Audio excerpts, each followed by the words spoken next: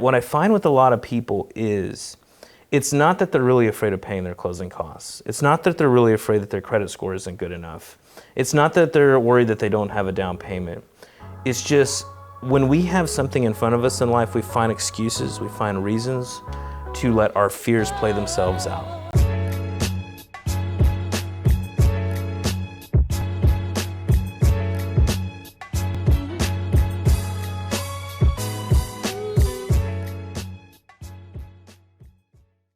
I had a lady one time, she was a renter, she was renting, and she was about to renew her lease.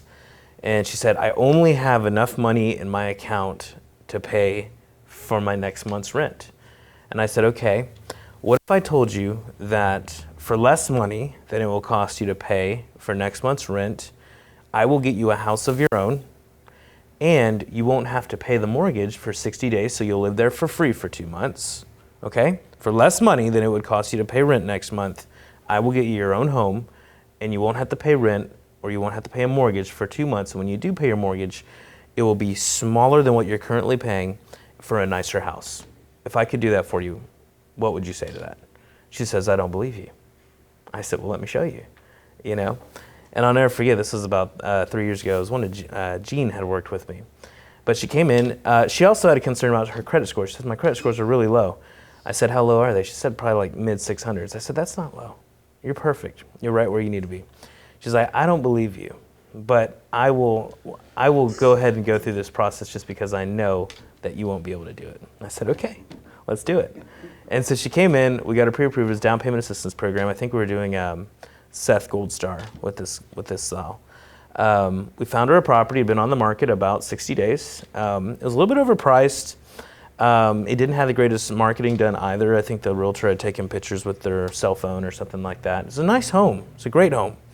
So we took her out there. She looked at it, called the listing agent. They didn't have any other offers on it. They had been getting about a showing a day, so they were getting activity even though it wasn't marketed well, but they were very negotiable. So we asked for her full closing costs to be paid. I think it was a $220,000 house. We asked for about $8,000 in closing costs.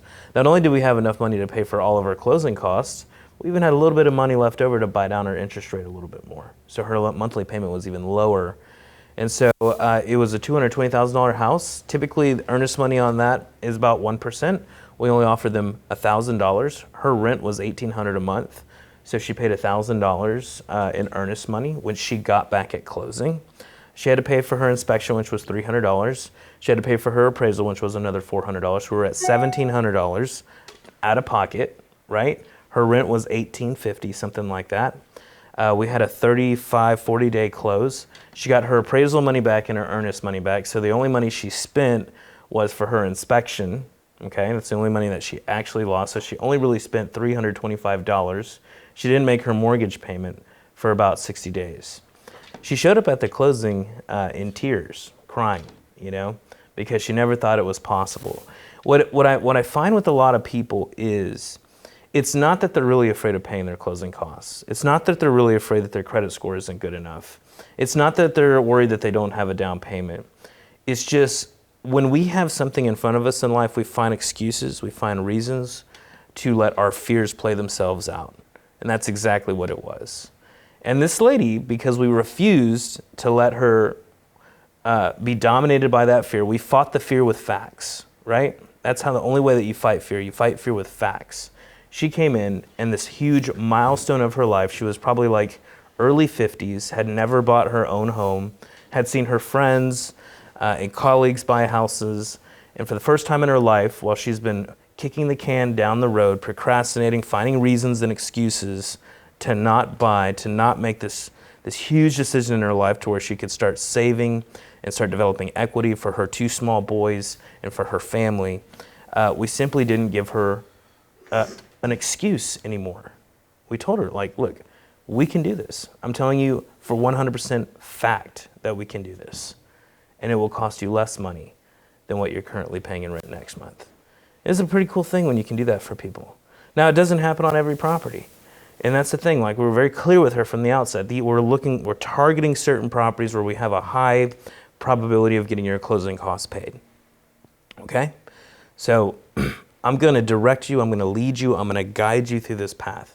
people want to be led. And that's honestly what you guys are doing here in apprenticeship, and what you'll eventually be doing in either our loan originator development program, like what Philip is in, or in the agent development program if you choose real estate, is you're learning leadership.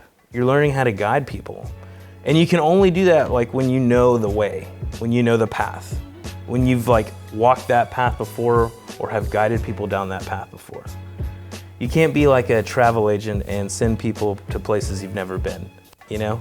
You have to take people, you have to say, follow me this way.